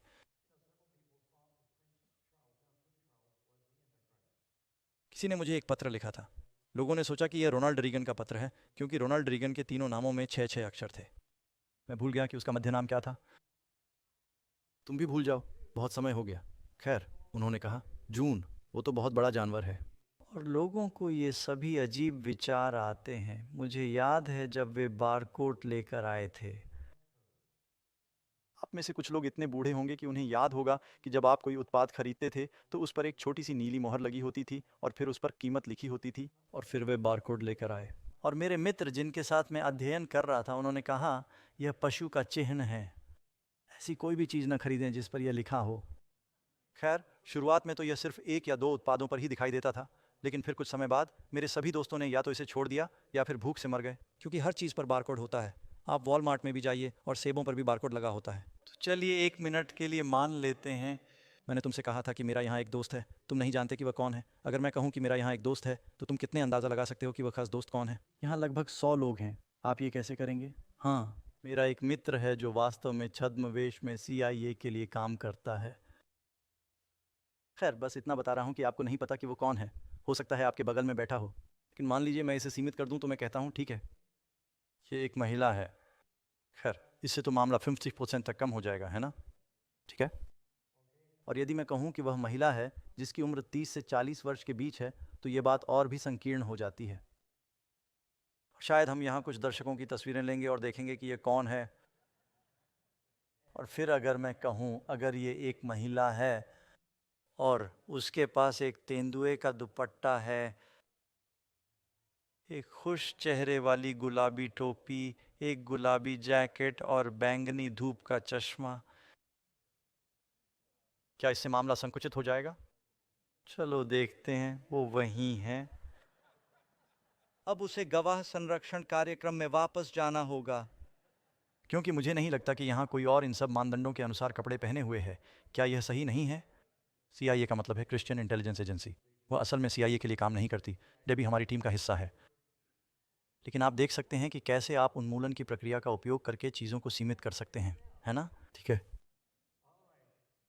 ये देखें कि क्या हम इसे सीमित कर सकते हैं। वह पशु कौन है? मैं तुम्हें पहले ही बता चुका हूँ कि प्रकाशित वाक्य में पहला पशु हमारा मानना है पोप तंत्र है। अब मैं बहुत स्पष्ट होना चाहता हूँ। स्वर्ग में लाखों कैथोलिक और प्रोटेस्टेंट होंगे। क्या आप सब सुन रहे हैं? आमीन। हम लोगों की बात नहीं कर रहे हैं। हम धार्मिक समझौते की एक प्रणाली के बारे में बात कर रहे हैं जिसकी भविष्यवाणी परमेश्वर ने की थी। ये ज़रूर होगा। हम प्रोटेस्टेंटों से भी इस बारे में बात करेंगे। परमेश्वर के लोग बाइबल से कहाँ भटक गए हैं? आप जानते हैं कि परमेश्वर की इच्छा नहीं थी कि ईसाई धर्म में इतना विभाजन हो। कुछ हुआ है। शैतान ने किसी भी धर्म से ज़्यादा ईसाई चर्च पर हमला किया है। यही कारण है कि दुनिया में किसी भी अन्य धर्म की तुलना में इसमें अधिक विभाजन है। तो चलिए प्रश्न संख्या 5 पर चलते हैं। यह हमें बताता है कि जानवर समुद्र से उत्पन्न होता है। समुद्र किसका प्रतीक है? परमेश्वर की स्तुति हो। स्वर्गदूत हमें बताते हैं कि ये चीज़ें किसका प्रतीक हैं। चल प्रकाशित वाक्य 7 5। देवदूत कहता है, जो जल तुमने देखा था उसमें जानवर ऊपर आ रहे थे, वे क्या हैं? लोग, भीड़, राष्ट्र और भाषाएं। रोम भूमध्य सागरीय साम्राज्य की राजधानी थी जो घनी आबादी से घिरा हुआ था। यह राज्य दुनिया की सबसे अच्छी सड़क प्रणाली से जुड़ा हुआ है। शायद दूसरा कारण यह होगा कि इनका भारतीयों के पास बहुत अच्छी सड़क व्यवस्था थी, लेकिन यह घनी आबादी वाला क्षेत्र था। तो यह शक्ति पहले से मौजूद राज्यों की श्रृंखला में आ जाती है। बहुत सारा व्यापार, बहुत सारे लोग। नंबर 6, जानवर को उसकी शक्ति कौन देता है? ड्रैगन कहता है। अजगर ने इस मसीह विरोधी पशु को अपनी शक्ति अर्थात अधिकार, अपना सिंहासन, अपना आसन, अपना पद दिया और महान अधिकार। इतिहास क्या कहता है? अब मुझे यहीं रुकना होगा और आपको एक बात याद दिलानी होगी। नए नियम की अंतिम पुस्तक कौन सी है? अब हम रहस्योद्घाटन की पूर्ति को समझने की कोशिश कर रहे हैं। हमें यह देखने के लिए इतिहास में जाना होगा। समझ आया? तो आइए देखें कि इतिहास क्या कहता है। जब कॉन्स्टेंटाइन ने ईसाई धर्म को वैध बनाया तो वह ऐसा करने वाला पहला सम्राट था। इसका परिणाम यह हुआ कि जब मैं कहता हूं कि बुत परस्त रोम, हम सीजर द्वारा शासित रोम की बात कर रहे हैं। पोप का रोम चर्च द्वारा शासित रोम है, ठीक है। जब कॉन्स्टेंटाइन ने ईसाई धर्म को वैध बनाया, इसके परिणाम स्वरूप बुत परस्त रोमन सम्राटों ने अपना सिंहासन रोम के बिशप को सौंप दिया, जिन्हें बाद में सर्वोच्च पिता या के रूप में जाना गया, पोप। अब जरा गौर कीजिए, ये सब इतिहास के लेख हैं जो मेरे चर्च ने नहीं लिखे हैं। ये सिर्फ ईसाई इतिहास है। सीजर के उत्तराधिकार के बाद पोंटस यानी पोपों का उत्तराधिकार आया रोम में। जब कॉन्स्टेंटाइन ने रोम छोड़ा तो उसने अपनी गद्दी छोड़ दी। उन्होंने बाइबल के ही शब्दों का इस्तेमाल किया। उन्होंने अपना स्थान पोप को दे दिया। उन्होंने राजधानी को कॉन्स्टेंटिनोपल में स्थानांतरित कर दिया और अचानक अब रोम विश्व की राजधानी है। लेकिन आध्यात्मिक धार्मिक दुनिया, ये एडोल्फ हार्नेक की पुस्तक है, ईसाई धर्म क्या है। मूर्ति पूजक रोम ने राजधानी शहर में अपना अधिकार किसे दिया? इतिहास स्पष्ट है कि मूर्ति पूजक रोम ने अपनी सत्ता और राजधानी रोम के चर्च को सौंप दी थी। रोमन चर्च ने स्वयं को रोमन विश्व साम्राज्य के स्थान पर धकेल दिया, जिसका वह वास्तविक स्वामी है। पोप, जो खुद को राजा और पॉन्टिफस मैक्सिमस कहते हैं, आप जानते हैं पॉन्टिफस मैक्सिमस पोप के लिए एक उपाधि है। ये सीजर के लिए उपाधि थी। क्या सीजर का उत्तराधिकारी कौन है? एक ही शहर में। यहाँ फ्रैंक फ्रॉस्ट एबॉट द्वारा लिखित रोम का संक्षिप्त इतिहास 1906 प्रस्तुत है। सम्राट के निवास कॉन्स्टेंटिनोपल का स्थानांतरण रोम की प्रतिष्ठा के लिए एक दुखद झटका था, और उस समय मैंने उसकी तीव्र गिरावट की भविष्यवाणी की होगी। लेकिन चर्च का विकास और उसके बढ़ते अधिकार, रोम के बिशप या पोप ने उसे एक नया पट्टा दिया, जीवन, और उसे फिर से राजधानी बनाया। इस समय सभ्य विश्व की धार्मिक राजधानी। अब दोस्तों मैं आपको बताता हूँ, चलो नंबर 7 पढ़ते हैं, फिर मैं समझाता हूँ पशु का प्रभाव कितनी दूर तक पहुंचता है। खैर ये सार्वभौमिक है। मैं आपको बताता हूँ कि इतिहास में क्या हुआ था। मैं इसे जितना हो सके उतना सरल बनाने की कोशिश करता हूँ। ईसाई धर्म, मैं यीशु ईसाई धर्म के बारे में बात कर रहा हूँ, सम्राटों द्वारा गैरकानूनी घोषित कर दिया गया था। उन्होंने इसे रिलीजियो इलिसाइट, उजागर या निषिद्ध धर्म कहा। उन्हें बहुत सताया गया। नीरो ने पौलुस का सिर काट दिया। पतरस को उल्टा सूली पर चढ़ा दिया गया। जीवित बचे 11 प्रेरितों में से आप जानते हैं यहूदा ने खुद को मार डाला। उनमें से 3 शहीद हो गए। सिर्फ जॉन ही बुढ़ापे से मरा। हमने अभी अभी इस बारे में बात की कि वहाँ बहुत अत्याचार हुआ था। लेकिन जितना अधिक उन्होंने उसे सताया, उतना ही अधिक चर्च का विस्तार हुआ। मूर्ति पूजकों को कोई शांति नहीं मिली। ईसाई धर्म ने अनंत काल और शांति की आशा दी। अब एक बेहतर जीवन, एक भरपूर जीवन और शक्ति थी। चमत्कार हो रहे थे। आप प्रेरितों के कार्यों को देखिए। जब वे एक जगह से दूसरी जगह जा रहे थे, उनके प्रचार में परमेश्वर की शक्ति साथ दे रही थी। हृदय परिवर्तित हो गए। रोम के मूर्ति पूजक धर्मों और मूर्तियों के पास इसकी तुलना में देने के लिए कुछ भी नहीं था। उनके पास अपने पदानुक्रम और अपने पुजारी और अपने अनुष्ठान थे। आप जानते हैं वे लोगों का शोषण कर रहे थे और अपनी मूर्तियां बेच रहे थे। आप जानते हैं कि उन्होंने पौलुस और सीलास को लगभग मार ही डाला था, क्योंकि उन्होंने एफिसुस या फिलिप्पी में मूर्ति पूजा के विरुद्ध प्रचार किया था। और आप कह सकते हैं कि ये कोई लोकप्रिय धर्म नहीं था। इसमें कहा गया है कि ये वे लोग हैं जिन्होंने पूरी दुनिया को उलट पुलट कर दिया है। लेकिन कॉन्स्टेंटाइन के धर्म परिवर्तन के साथ वह दूसरी लड़ाइयाँ लड़ रहा था। बर्बर लोग उत्तर से आ रहे थे और रोम में झगड़ा चल रहा था। उन्होंने कहा, हमारे पास ईसाइयों से लड़ने का समय नहीं है, वे शांतिप्रिय लोग हैं, वे किसी को नुकसान नहीं पहुंचा रहे हैं। नीरो ने कहा, ओह ईसाई तो नरभक्षी हैं। वे ही हैं जिन्होंने रोम को जलाया। दरअसल नीरो ने रोम को इसलिए आग लगाई थी ताकि वह उसे फिर से बसा सके। वह लकड़ी के मकानों का एक समूह था और वह उसे पत्थरों का शहर बनाना चाहता था, तो उसने उसे आग लगा दी। उसने ईसाइयों को दोषी ठहराया। राजनेता अक्सर ऐसा करते हैं, जानते हो, वे किसी ऐसे व्यक्ति को ढूंढते हैं जिसे वे दोषी बनाना चाहते हैं। उन्होंने ईसाइयों को दोषी ठहराया, और क्योंकि वे प्रभु भोज में ईसाई थे, इसमें लिखा है कि हम उसका खून पी रहे हैं और उसका मांस खा रहे हैं, और हम जानते हैं कि यह एक प्रतीक है, उन्होंने कहा, और वे नरभक्षी हैं। और इसलिए वे ईसाइयों को शेरों के सामने फेंक रहे थे और उन पर बहुत अत्याचार हो रहा था। यूक्लिडियन 2003 से 10 वर्षों के लिए 313 ने ईसाई धर्म को ख़त्म करने की कोशिश की, लेकिन यह बढ़ता रहा। अंततः कॉन्स्टेंटाइन ने इसे वैध कर दिया तथा उत्पीड़न बंद हो गया। जब उनकी माँ ईसाई बन गईं तो अचानक सभी को लगा कि ईसाई होना अच्छा है। लेकिन अब रोम में ये सभी बुतप्रस्त पुजारी हैं और वे जा रहे हैं, मैं बहुत जल्द नौकरी से बाहर हो जाऊंगा, मैं यीशु को स्वीकार करूंगा। और इन सभी अन्य लोगों ने मूर्ति पूजक धर्मों से यीशु को स्वीकार करना शुरू कर दिया, लेकिन उन्होंने अपनी मूर्ति पूजक मान्यताओं को ईसाई धर्म के साथ मिलाना शुरू कर दिया। और उन्होंने लोगों को ईसाई बनने के लिए मजबूर करने हेतु सैन्य बल का प्रयोग करना शुरू कर दिया। यीशु ने ऐसा कभी नहीं किया। यीशु ने यह नहीं कहा कि मेरे पीछे आओ, नहीं तो मैं तुम्हें मार डालूंगा। उसने बहुत से लोगों को जाने दिया, और अचानक ईसाई धर्म का राजनीतिकरण हो गया और यह भ्रष्ट हो गया। मैं आपको बस इतना ही बता सकता हूँ, लेकिन आप सबूत देखिए जानवर का प्रभाव कितनी दूर तक पहुँचता है। यहाँ प्रकाशित वाक्य 13 में कहा गया है, यह एक विश्वव्यापी शक्ति होगी, क्योंकि यह विश्वव्यापी आराधना के लिए बाध्य कर रही है। सारी दुनिया ने आश्चर्यचकित होकर उस पशु का अनुसरण किया। किसी भी इतिहासकार को इसमें संदेह नहीं है कि मध्य युग के दौरान पोप का पद एक विश्व था, व्यापक शक्ति, यहाँ तक कि राजाओं का राज्याभिषेक भी। वास्तव में कैथोलिक शब्द का अर्थ सार्वभौमिक है। आप में से कितने लोगों ने टोर्डेसिलस की संधि के बारे में सुना है? स्पेनिश और पुर्तगाली लड़ रहे थे नई दुनिया के देशों पर कब्जा करने के बारे में, और पोप ने कहा, मैं दुनिया को बांट दूंगा और इस अक्षांश से सब कुछ दे दूंगा। पश्चिम पुर्तगाल और इस अक्षांश से पूर्व तक सब कुछ अक्षांश या देशांतर है। देशांतर, माफ़ कीजिए, ये स्पेन जाता है। उन्हें अंदाज़ा ही नहीं था कि दक्षिण अमेरिका कितना बड़ा है, इसीलिए ब्राज़ील पुर्तगाली भाषा बोलता है और बाकी लोग स्पेनिश बोलते हैं। पोप ने दुनिया को बांट दिया। अब क्या यह अंतर्राष्ट्रीय शक्ति है या कुछ और? पशु के मुंह से क्या निकलता है? इसमें कहा गया है कि उसने ईश निंदा करते हुए अपना मुंह खोला। वैसे दानियेल अध्याय 7 में यह भी उल्लेख किया गया है कि यह पशु शक्ति ईश निंदा और उत्पीड़न का दोषी है, परमेश्वर के विरुद्ध और उसके नाम की निंदा करने के लिए अपना मुंह खोलता है। बाइबल में ईश निंदा की क्या परिभाषा दी गई है? मनुष्य पापों को क्षमा करने की शक्ति का दावा करते हैं। जब यीशु ने कहा, बेटा तेरे पाप क्षमा हुए, मार्क अध्याय 2 और ल्यूक अध्याय 5 में उन्होंने कहा, ये कौन है जो परमेश्वर की निंदा कर रहा है, क्योंकि सिर्फ परमेश्वर ही पाप क्षमा कर सकता है, और वे सही थे। तो ये पहली परिभाषा है, बाइबल की परिभाषा। दूसरी पहली परिभाषा ये है कि जब कोई इंसान खुद को ईश्वर की जगह रखता है। जब यीशु ने कहा, अब्राहम के होने से पहले मैं हूँ, उन्होंने कहा, आप अपने आप को सामने रख रहे हैं, आप कह रहे हैं कि आप महान हैं, आप ईश्वर का विशेषाधिकार छीन रहे हैं। ये ईश्वर निंदा है। अतः ईश निंदा की 2 परिभाषाएं हैं, पाप को क्षमा करने का दावा करना और ईश्वर के विशेषाधिकारों का दावा करना। क्या कैथोलिक चर्च उस मापदंड को पूरा करता है? ये कैथोलिक चर्च के एक धर्म शिक्षा में है। अगर आप चर्च में शामिल होना चाहते हैं तो आपको धर्म शिक्षा का अध्ययन करना होगा। ये प्रश्नोत्तर प्रारूप में होता है। प्रश्न, क्या पुजारी सचमुच पापों को क्षमा करता है, या वह केवल ये घोषणा करता है कि वे क्षमा कर दिए गए हैं? थालना, पुजारी वास्तव में मसीह द्वारा दी गई शक्ति के द्वारा पापों और पुण्यों को क्षमा करता है।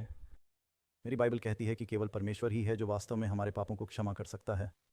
और मैं इस बारे में बात नहीं कर रहा हूँ कि अगर मैं आपके पैर पर पैर रख दूँ और कहूँ मुझे माफ़ कर दो, आप मुझे माफ़ कर सकते हैं। हम इस बारे में बात नहीं कर रहे हैं। हम अपने पापमय जीवन की सामान्य प्रकृति के बारे में बात कर रहे हैं। पुजारी ऐसा नहीं करता।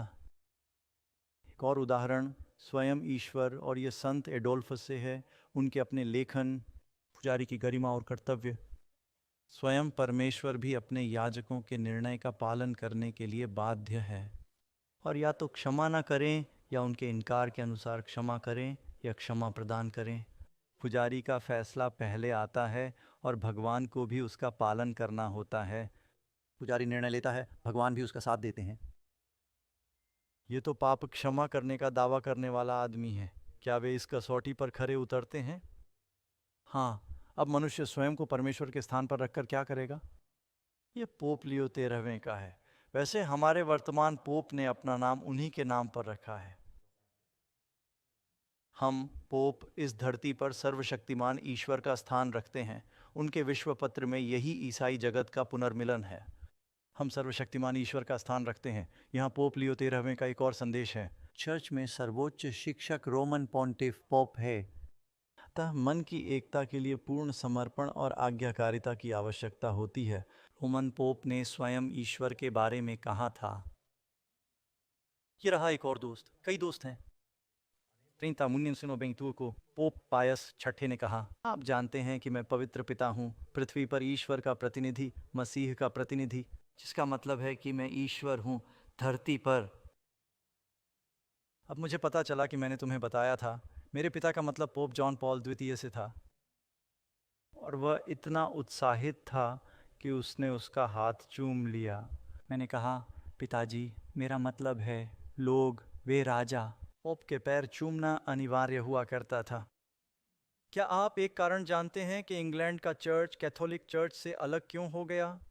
जब हेनरी अष्टम सुलह करने और पोप से तलाक को मंजूरी दिलाने की कोशिश कर रहे थे, उन्होंने एक राजदूत भेजा जो पोप से मिलने गया, और राजदूत के साथ एक बड़ा अफगान कुत्ता भी था। जब पोप ने इंग्लैंड से आए राजदूत को अपना पैर चूमने के लिए आगे बढ़ाया, कुत्ते ने पोप के पैर को काट लिया। खप स्विस गार्ड ने कुत्ते को मार डाला, इसलिए आपको चर्च की अपेक्षा कुत्ते के बारे में अधिक बुरा लगा, है ना? खब दूत इतने क्रोधित थे, वे चले गए और कोई संधि नहीं हुई, और इसलिए कुत्ते के काटने के कारण इंग्लैंड का चर्च अलग हो गया, क्योंकि पोप ने अपना पैर बाहर निकाल दिया। चूमा जाना। जब आप अब एक महल में रहते हैं तो पोप फ्रांसिस वास्तव में बहुत थे, तो ये अपने जीवन में ज्यादा विनम्र था। तुम्हें पता है, वह अधिक साधारण आवाज में रहता था। लेकिन आप जानते हैं, पोप बेनेडिक्ट 13वें, उसके पास सारे शाही वस्त्र, मुकुट और गहने थे, और कुछ के पास थे और कुछ के पास नहीं। लेकिन सच तो यह है कि जब वे यात्रा करते हैं तो उनके साथ एक दल भी होता है। उनके साथ सामान्य लोगों जैसा व्यवहार नहीं किया जाता। पोप के पास समय बदलने की शक्ति है। यह एक और संकेत है। वह कहता है कि वह समय और व्यवस्था को बदलने के बारे में सोचेगा। यह दानियल 7:25 से है। पोप के पास समय बदलने की शक्ति है, कानूनों को निरस्त करने के लिए, और सब बातों से दूर हो जाओ, यहाँ तक कि मसीह के उपदेशों से भी, अर्थात उनकी शिक्षाओं से भी। वे अपनी शिक्षाओं में कहते हैं कि पोप के पास ईसा मसीह की शिक्षाओं को वितरित करने की शक्ति है। खैर, कोई भी जो चाहे उस पर विश्वास करने के लिए स्वतंत्र है, लेकिन मैं सम्मानपूर्वक असहमत हूँ। मैं नहीं सोचता कि कोई मनुष्य ईसा मसीह की शिक्षाओं को नकार सकता है। किसी के बहकावे में ना आए। पौलुस क्या कहता है, उसे ध्यान से सुने। किसी भी तरह से कोई तुम्हें धोखा न दे। पौल कहते हैं कि यीशु के आने से पहले पतन होगा। उनका मतलब दुनिया में पतन से नहीं है, दुनिया पहले ही पतन की स्थिति में है। उनका मतलब चर्च में पतन से है। उसने कहा कि भेड़िए आएंगे और झुंड को नहीं छोड़ेंगे। पौलुस ने कहा कि कलीसिया में पतन होगा। किसी भी तरह से कोई तुम्हें धोखा न दे। वह पतन पहले आएगा और पाप का मनुष्य प्रकट होगा, जिसका अर्थ है उसका पद, विनाश का पुत्र, जो ईश्वर कहलाने वाली या पूजी जाने वाली हर चीज़ का विरोध करता है और खुद को उससे ऊपर मानता है, ताकि वह परमेश्वर के मंदिर में परमेश्वर के रूप में बैठे और अपने आप को दिखाए कि वह परमेश्वर है। कई इंजील ईसाइयों ने इसका गलत अर्थ निकाला है कि वे सोचते हैं कि यहूदी लोग वास्तविक मंदिर का पुनर्निर्माण करेंगे। ये वास्तविक मंदिर की बात नहीं कर रहा है। यीशु ने कहा, इस हाथ से बने मंदिर को नष्ट कर दो और मैं एक बिना हाथ का मंदिर बनाऊंगा। इसे कलीसिया, मसीह की देह कहा गया है। यह मसीह विरोधी शक्ति परमेश्वर की आत्मिक कलीसिया पर हावी होगी। पतरस कहता है, तुम जीवित पत्थर हो, मसीह आधारशिला है। वहाँ एक आध्यात्मिक मंदिर है और यह मसीह विरोधी शक्ति उस पर विराजमान है। अब मैं कई बार इजराइल जा चुका हूँ। मैंने आपको बताया था कि मैं आधा यहूदी हूँ। वे चट्टान के गुंबद को गिराकर नया मंदिर बनाने की योजना नहीं बना रहे हैं। क्या यहूदी अब बलिदान नहीं करते थे? पिछले 1900 वर्षों में उन्होंने अपने धर्मशास्त्र में ऐसा बदलाव कर लिया है कि अब वे ऐसा नहीं करते। तो फिर ये किस बारे में बात कर रहा है? मंदिर में पवित्र स्थान क्या था? संदूक वाचा का परम पवित्र स्थान था, और वाचा के संदूक के ऊपर इसे दया का आसन या परमेश्वर का सिंहासन कहा जाता था, जहां परमेश्वर शेखिना महिमा में प्रकट होता था। यह महिमा 2 करूबों के बीच में है। ये 2 स्वर्गदूत मूसा से बात करते थे। क्या आप जानते हैं कि रोम में एक ऐसी जगह है जहां पोप दाहिनी ओर एक सिंहासन पर बैठते हैं और बाईं ओर एक देवदूत? वह परमेश्वर के मंदिर में बैठकर यह दिखाएगा कि वह परमेश्वर है और उसकी पूजा की जाएगी। इसमें लिखा है कि उसके माथे पर एक नाम लिखा है। अब हम प्रकाशित वाक्य के अध्याय 17 पर आते हैं। अपनी बाइबलें खोलिए बहुत जल्दी, क्योंकि अब यह महिला है। प्रकाशित वाक्य 7:17 में वह उसी पशु पर बैठा है जिसके 7 सिर और 10 सींग हैं, जिसे आपने अभी प्रकाशित वाक्य 13 में देखा। इसलिए आप दोनों को अलग नहीं कर सकते। प्रकाशित वाक्य अध्याय 17, और आइए इसे एक साथ पढ़ें बहुत जल्दी। मेरे पास पूरे अध्याय के लिए समय नहीं है, लेकिन मैं कम से कम कुछ चीज़ें पढ़ना चाहता हूं जिन पर हम यहाँ प्रकाश डालने वाले हैं। फिर 7 स्वर्गदूतों में से एक 7 कटोरे आए और उसने मुझसे बात की। मैं पद 1 में हूँ। मुझसे कहा, आ, मैं तुझे उस बड़ी वेश्या का न्याय दिखाऊं जो बहुत से जल पर बैठी है। ठीक है। एक महिला क्या प्रतिनिधित्व करती है? एक कलीसिया। प्रकाशित वाक्य 12 में एक ज्योतिर्मय स्त्री है जो मसीह की दुल्हन है। शैतान उसे नष्ट करने की कोशिश करता है। उसके खिलाफ युद्ध छेड़ो। तुम्हारे पास एक औरत है जो एक जानवर पर बैठी है, उसे वेश्या कहा जाता है। क्या प्रकाशित वाक्य 13 में वर्णित पशु अनेक जलों से निकलकर ऊपर नहीं आया था? और यह भी कहता है कि पृथ्वी के राजाओं ने उनसे व्यभिचार किया है। इसका अर्थ यह है कि वह विश्व शक्तियों के साथ मिली भगत में है। मैंने आपको बताया है कि रोम के राजदूत पूरे विश्व में हैं। ये सिर्फ चर्च की बात नहीं है, ये एक राक्षसी सरकारी शक्ति भी है। एक वेश्या, एक अविश्वासी चर्च होगी। ये मसीह की शिक्षाओं से भटक गई है। अभी इसे मत भूलना दोस्तों, परमेश्वर के ज्यादातर सच्चे लोग बाबुल में हैं। यीशु ने कहा, मेरे लोगों, उसमें से निकल आओ, वे उसके लोग हैं। इसलिए मैं लोगों की निंदा नहीं कर रहा हूँ, वे प्रभु से प्रेम करते हैं। मैं आपको बताता हूँ कि दुनिया भर में सबसे अद्भुत मानवीय सेवाएं कैथोलिक चर्च द्वारा संचालित की जाती हैं। और आप जानते हैं, वे अपने काम का बहुत सम्मान करते हैं, लेकिन उनकी शिक्षाएं और विशेष रूप से रोम से आने वाली कुछ सामग्री धर्म ग्रंथों से अलग थीं। वह कहता है, मेरे लोगों, यहाँ से निकल आओ। यीशु ने कहा, मेरी और भी बहुत सी भेड़ें हैं जो इस भेड़शाला की नहीं हैं, परंतु वे मेरा शब्द सुनेंगी और वे बाहर आएंगे और वे एक झुंड और एक चरवाहा होंगे। यीशु के आने से पहले परमेश्वर अपने लोगों को एक समूह में इकट्ठा होने के लिए बुला रहा है। इसीलिए हम ये सभाएं करते हैं। ये वह संदेश है जो उनके लौटने से पहले दुनिया को जाना चाहिए। मैं तुम्हें उस बड़ी वेश्या का न्याय दिखाऊंगा जो बहुत से जल, पद 2, जिनके साथ पृथ्वी के राजाओं ने व्यभिचार किया है, और पृथ्वी के निवासी उसके व्यभिचार की मदिरा से मतवाले हो गए हैं। आप जानते हैं कि प्रभु भोज सेवा के दौरान प्रोटेस्टेंट चर्च आमतौर पर बिना खमीर वाले अंगूर के रस का उपयोग करते हैं। क्या आप जानते हैं कि वेल्च के अंगूर के रस का आविष्कार कैसे हुआ था? पुस्तक एक मेथोडिस्ट पादरी द्वारा लिखी गई थी जो अंगूर के रस को संरक्षित करने का तरीका ढूंढने का प्रयास कर रहे थे ताकि वे पूरे वर्ष बिना खमीर के प्रभु भोज कर सकें। आप में से कितने लोग ये जानते थे? आप में से कितनों ने वेल्च के अंगूर के जूस के बारे में सुना है? क्या मैं इतना बूढ़ा हो रहा हूँ? ठीक है, बस देखना चाहता हूँ, क्या आप अभी भी वहाँ हैं? लेकिन कैथोलिक चर्च में ये किन्वित होता है। और अगर कैथोलिक पादरियों को शराब पीने की अनुमति है, मेरे चर्च में नहीं। शराब बहुत अधिक नुकसान पहुंचाती है। और मुझे याद है कि मैं वहां जाता था, एक कैथोलिक सेवा। मैं कैथोलिक स्कूल में गया था, इन 2 अलग अलग कैथोलिक स्कूल और कैथोलिक सेवाएं और सैन्य स्कूल, और एक ही पुजारी को दिन भर में कई बार प्रार्थना करनी पड़ती थी। दिन के अंत तक वह नशे में था। इसमें लिखा है कि यह किन्वित है। सो वह मुझे आत्मा में जंगल में ले गया और मैंने इस महिला को एक लाल रंग के जानवर पर बैठे देखा, जिनके नाम ईश निंदा से भरे हुए हैं, जिनके 7 सिर और 10 सींग हैं। और वह स्त्री बैंगनी वस्त्र पहने हुए है और सोने और बहुमूल्य रत्नों से सजी हुई है। इससे पता चलता है कि वह सुंदर है। लेकिन अब यह सब सांसारिक सुंदरता है, यह ईश्वर का प्रकाश नहीं है। सोना, कीमती पत्थर, मोती, उसके हाथ में घिनौनी वस्तुओं और उसके व्यभिचार की अशुद्धता से भरा हुआ सोने का प्याला था, और उसके माथे पर एक नाम लिखा था, रहस्यपूर्ण बेबीलोन, महान वेश्याओं की माता और पृथ्वी की घृणित वस्तुओं को। क्या आप जानते हैं कि यीशु के समय में भी रोम को बाबुल कहा जाता था? उनसे पौलुस ने लिखा, बाबुल में तुम्हारी चुनी हुई बहन तुम्हें नमस्कार कहती है। उसका मतलब है कि रोम की कलीसिया तुम्हें नमस्कार कहती है। वह इस बात की चर्चा नहीं कर रहे थे कि प्राचीन बेबीलोन तब तक नष्ट हो चुका था। ठीक है, मैंने उस स्त्री को संतों के लहू से नशे में देखा, पद 6, यीशु के शहीदों के लहू से। ये एक सताने वाली शक्ति है। और जब मैंने उसे देखा तो मैं बहुत हैरान हुआ। यही बात दानियेल ने भी कही थी जब उसने इस चौथे जंतु को देखा। कहती है वो एक माँ है। अगर आप रोम जाएं तो मुझे लगता है कि मैंने सचमुच अपने कैमरे से ये तस्वीर खींची होगी। आप जानते हैं, पोप असल में एक खास चर्च के पादरी हैं, लैटन चर्च। यह उनका चर्च है, वे इसी के पादरी हैं। और यह लैटिन से अनुवाद है। लैटिन कैथोलिक चर्च की आधिकारिक भाषा है। वित्र लैटर्न माता और सभी चर्चों की प्रमुख शेर और दुनिया का। कैथोलिक चर्च सभी प्रोटेस्टेंट चर्चों से कहता है, मातृ चर्च में वापस आ जाओ। तुम हमारी बेटियां हो और तुम चली गई हो।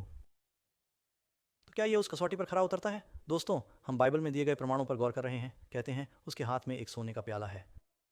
आप जानते हैं प्रदर्शनकारियों ने विद्रोह क्यों किया? इसका एक कारण, कैथोलिकों के खिलाफ विरोध प्रदर्शन किया। कैथोलिक पादरी का कहना है कि हमारे पास इसे स्थानांतरित करने की शक्ति है, शराब को मसीह के असली लहू में बदलना। इसे ट्रांसबस्टेंटिएशन कहते हैं। प्रोटेस्टेंट कहते हैं नहीं, ऐसा मत करो, ये तो बस एक प्रतीक है। बड़े बड़े युद्ध लड़े गए, लोग मारे गए, और क्योंकि पवित्र सेवा के दौरान उनके हाथ में यह सुनहरा प्याला था, कैथोलिक विश्वकोश, सुनिए इसमें क्या लिखा है। प्याला, जिसका अर्थ है स्वर्ण कप, पवित्र पात्रों में सबसे महत्वपूर्ण है। यह ऐसा है जैसे वे इसकी पूजा करते हैं। यह एक पवित्र प्याला है। क्या उसने कौन से रंग पहने हैं? और वह स्त्री यानी वेश्या बैंगनी और लाल रंग के वस्त्र पहने हुए है। कार्डिनल्स के नेतृत्व के आधिकारिक रंग क्या हैं? लाल, लाल, बिशप बैंगनी पहने, सोने और कीमती पत्थरों और मोतियों से सजी। अब आप जानते हैं, मुझे यह कहना चाहिए कि कैथोलिक चर्च और रोम के बीच कई समानताएं हैं। सीजर बैंगनी और लाल रंग के कपड़े भी पहनते थे, क्योंकि इसकी शुरुआत बुत परस्त रोम से हुई और फिर यह पोप रोम में बदल गया। तो आप कैथोलिक धर्म में शीर्षकों में भी समानताएं देखेंगे। आपको बेबीलोन, मेदो फारस, ग्रीस का थोड़ा सा मिश्रण मिला है, इसीलिए इसे ग्रीको रोमन वास्तुकला कहते हैं। रोम ईसाई धर्म के साथ घुल मिल गया। प्रकाशित वाक्य 17 सोने, मोतियों और बहुमूल्य पत्थरों से सजी हुई। कैथोलिक चर्च के पास और भी अमूल्य खजाने हैं। आप में से कितने लोगों ने सुना है कि उन्होंने लूव्र संग्रहालय में सेंध लगाई इस सप्ताह, और उन्होंने नेपोलियन तृतीय के कुछ खजाने चुरा लिए? ये तो दिलचस्प है। इसका इससे कोई लेना देना नहीं है, बस मैं तो सिर्फ मुकुटों के बारे में सोच रहा हूँ। क्योंकि भागते समय उन्होंने महारानी का मुकुट गिरा दिया था। ये पहला जानवर कितने समय तक राज करेगा, इससे हमें एक समयावधि का पता चलता है। इसे समझना मुश्किल है। और उसे बड़ी बड़ी बातें और निंदा करने वाला मुंह दिया गया, और उसे कितने समय तक ऐसा करने की अनुमति दी गई? महीने। यहूदी कैलेंडर में एक महीना 30 दिन का होता है। यह एक चंद्र कैलेंडर है। प्रियदोष महीने, जो कुल मिलाकर 1260 दिन होते हैं, पाने का एकमात्र तरीका 30 दिन का महीना है। हमें एक प्रारंभिक अवधि देता है और एक समाप्ति अवधि। मैंने आपको यहाँ 3 शास्त्र दिए हैं जो हमें बताते हैं। दाईं ओर देखिए, हेजकेल 4 से, गिनती 14:3, लूका 13:32। सभी ने समझाया कि इन समय भविष्यवाणियों की गणना एक दिन 1 वर्ष है। मई ईस्वी में मैंने कौन सी तारीख बताई थी? मई में सम्राट जस्टिनियन ने सत्ता में पोप का पद प्राप्त कर उन्हें अनुपालन सुनिश्चित करने के लिए सैन्य शक्ति प्रदान की। अब वे चर्च का केंद्र रोम की ओर जाने लगे हैं। पोप शहर छोड़कर चले गए हैं, वे चाबियां दे गए हैं। मुझे माफ़ करना, सीजर शहर छोड़कर जा रहे हैं, वे चाबियां पोप को दे रहे हैं। विजिलस बेलिसारियस के सैन्य संरक्षण में पोप की कुर्सी पर बैठा रोमन चर्च ने स्वयं को रोमन विश्व साम्राज्य के स्थान पर धकेल दिया, जिसका वह वास्तविक विस्तार है। साम्राज्य नष्ट नहीं हुआ है, बल्कि उसमें केवल परिवर्तन आया है। पोप, जो स्वयं को राजा कहता है, और पॉन्टिफस मैक्सिमस सीजर का उत्तराधिकारी है। ईसाई चर्च का इतिहास। यदि आप गणना करें, 41 महीने 1260 दिन होते हैं। और यदि भविष्यवाणी में एक दिन 1 वर्ष है, यदि आप 1260 वर्ष तक जाएं, आप 6 में आते हैं, नेपोलियन के समय में। तब क्या हुआ था? फेमियमी वर्षों में पहली बार नेपोलियन ने अपने जनरल को रोम भेजा। उसने पोप को गिरफ्तार कर लिया। उसने घोषणा की कि अब उनके पास अपनी राजनीतिक स्वतंत्रता नहीं है। यूरोप पर सत्ता। पोप की निर्वासन में मृत्यु हो गई। सबमलाफन बर्थियर रोम में प्रवेश किया। पोप सरकार को समाप्त कर दिया तथा धर्मनिरपेक्ष एक की स्थापना की। मित्रों, यह समय सीमा पर बिल्कुल सटीक बैठता है। वैसे पादरी डॉग ये कहानी नहीं बना रहे हैं, ये एनसाइक्लोपीडिया अमेरिकाना 1941 है। नंबर 10, 44 महीने बाद जानवर का क्या हुआ? इसमें बताया गया है कि मैंने उसके एक सिर को ऐसे देखा जैसे कि वह घायल हो गया हो, लेकिन घातक घाव ठीक हो गया था। और सारी पृथ्वी उस पशु के पीछे अचंभा और आश्चर्यचकित हुई। जब उन्होंने अपनी राजनीतिक शक्ति खो दी थी, तब से धीरे धीरे उसे पुनः प्राप्त किया गया है। मुसोलिनी के समय में उन्होंने वेटिकन सिटी को एक स्वतंत्र राज्य के रूप में पुनः स्थापित किया। 1919 में कैथोलिक चर्च ने अपना वार्षिक विश्व शांति दिवस भी शुरू किया। 1969 से 1965 तक उनकी वेटिकन परिषद थी। एकता बहाल करने के लिए जब पोप फ्रांसिस अमेरिका आए तो क्या हुआ? देखिए, वर्ष 2015 में पहली बार कांग्रेस का संयुक्त अधिवेशन पोप के संबोधन के लिए इकट्ठा हुआ था। आपको क्या लगता है, क्या आप सभी कांग्रेस को एक पत्र लिख सकते हैं? देखें कि क्या मैं उनसे बात कर सकता हूं। उन्होंने बिली ग्राहम को उनसे बात करने भी नहीं दिया। लेकिन पोप एक धार्मिक और राजनीतिक शक्ति है। वेटिकन में अमेरिका के राजदूत भी हैं। क्या आपको इसकी जानकारी है? क्योंकि वे 11 हजार लोगों के दिमाग पर नियंत्रण रखते हैं। एक बड़ा देश है। उसी वर्ष पोप फ्रांसिस ने राजधानी की भीड़ को संबोधित किया। उन्होंने संयुक्त राष्ट्र को संबोधित किया। वे ऐसा नहीं करने देते। पादरी संयुक्त राष्ट्र से बात करते हैं। अब देख सकते हैं कि चीज़ें कैसे बदल रही हैं। अब एक अभूतपूर्व संयुक्त वक्तव्य आया है। कैथोलिक और लूथरन द्वारा ईसाई एकता की शुरुआत हुई। लूथरन ने प्रोटेस्टेंटवाद की शुरुआत की। 100वीं वर्षगांठ पर उन्होंने कहा, आइए शांति बनाएं।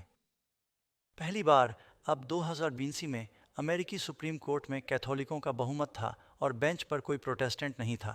संयुक्त राज्य अमेरिका में जब हम पहली बार बने, सभी न्यायाधीश अपनी विरासत में प्रोटेस्टेंट थे। अब कोई प्रोटेस्टेंट नहीं बचा है और अब हमारे पास पहला अमेरिकी पोप है। बहुत दिलचस्प बात है।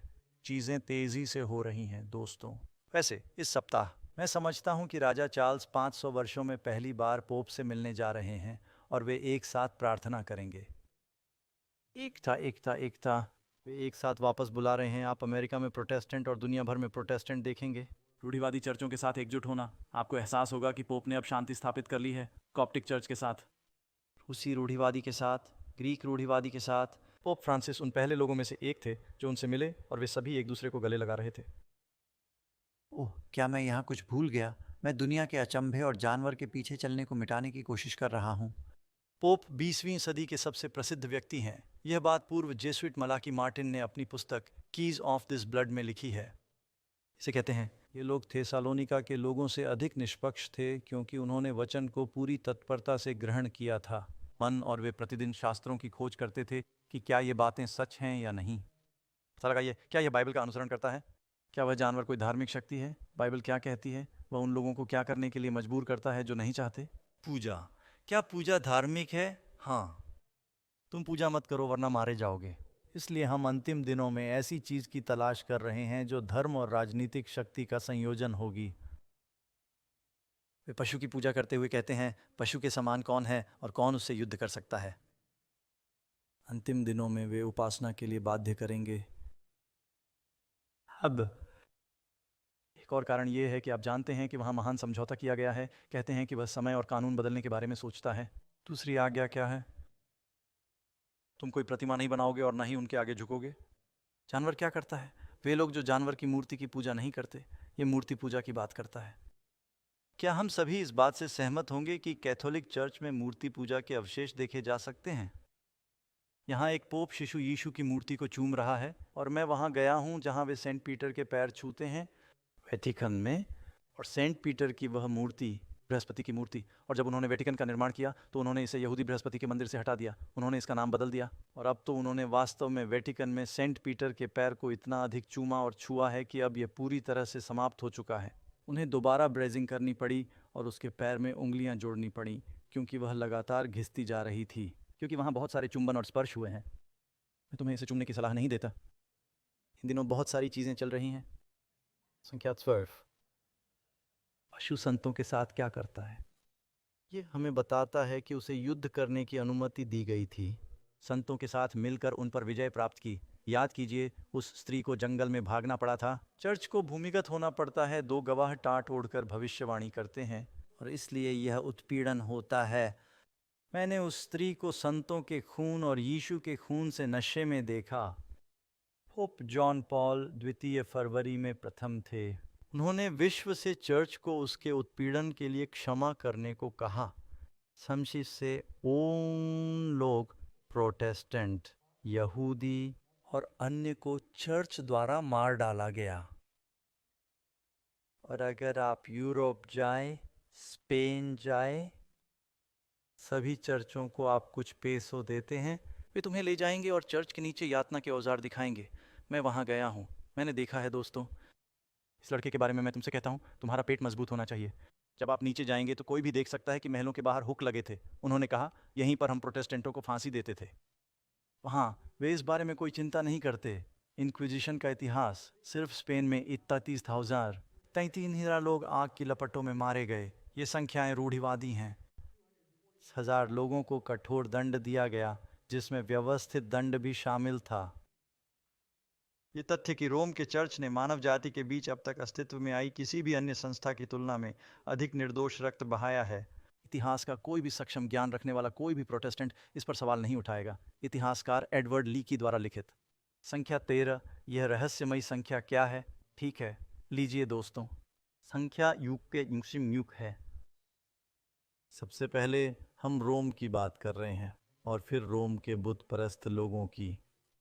क्या आप जानते हैं कि रोमन अंक प्रणाली में पहले 6 अंकों को जोड़ने पर इसका जोड़ 661 होता है? लीजिए, समझ आ गया, आप सब जानते हैं।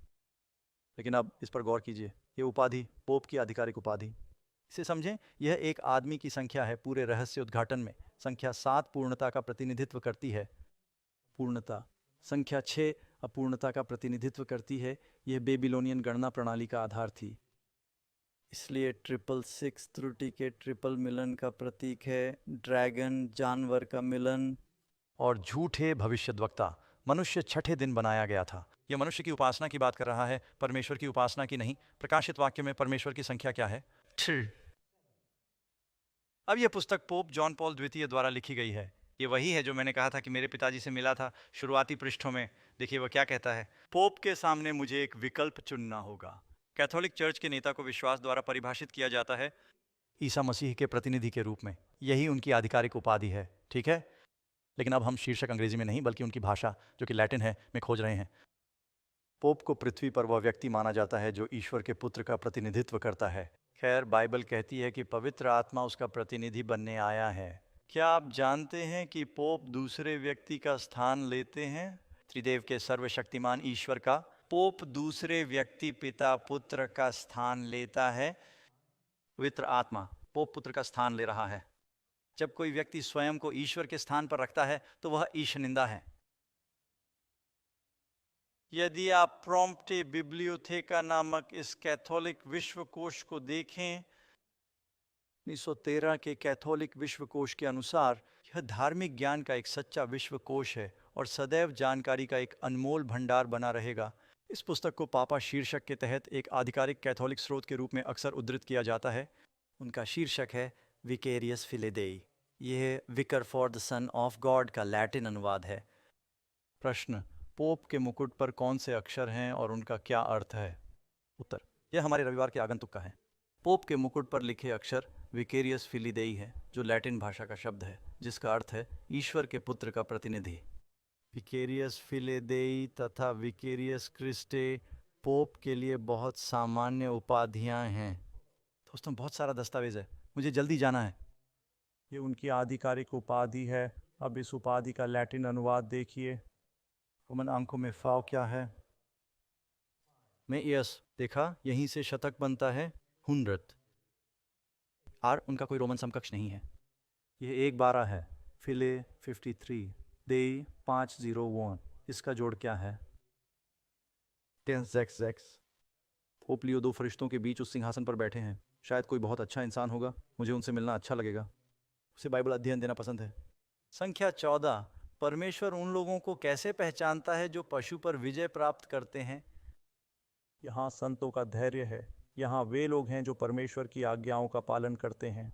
और मित्रों, यीशु पर विश्वास रखो। परमेश्वर ऐसे लोगों को चाहता है जो विश्वास रखें और आज्ञा मानें। आमीन। क्या आप यीशु के मार्गदर्शन में चलने को तैयार हैं? क्या यही आपकी योजना है? मैं आपके लिए प्रार्थना करता हूँ। प्रेमी प्रभु, हमें आज रात प्रस्तुत सत्य को आत्मसात करने और उस पर विश्वास करने का साहस दीजिए, यह जानते हुए कि यह धर्म ग्रंथों और स्पष्टतम प्रमाणों पर आधारित है। और फिर हमें स्थिर रहने और आपके पीछे चलने में सहायता कर कि हम अंतिम दिनों में आपकी मुहर पा सकें। हम मसीह के नाम में प्रार्थना करते हैं, आमीन। हमारी अगली बैठक कब है? कल। बहुत मज़ा आएगा। कल रात देखना मत भूलना। अपने दोस्त को भगवान के मंदिर की मरम्मत करते हुए ले आओ। बहुत बहुत शुक्रिया दोस्तों। ईश्वर आपका भला करे। कल रात फिर मिलेंगे।